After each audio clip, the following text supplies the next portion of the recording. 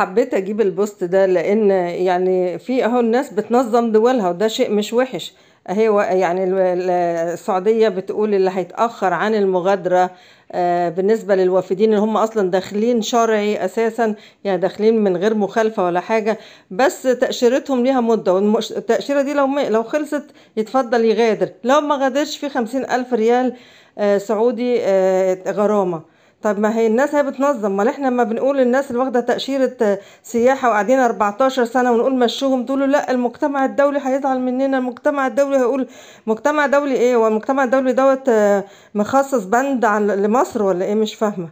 وبعدين ايه الغلط في كده؟ انت عندك ناس مخالفة داخلة مخالفة مش عارف اولهم من اخرهم، طب ما يمشوا يا اما يتغرموا، لما يعرفوا ان هم يتغرموا هيجروا مش هيمشوا. لكن قاعدين مبلطين يلا حاجة ببلاش كده، بعدين نمدلهم ومدلهم هم مخالفين اصلا، يعني هم مستبيحين القانون اساسا ومخالفين.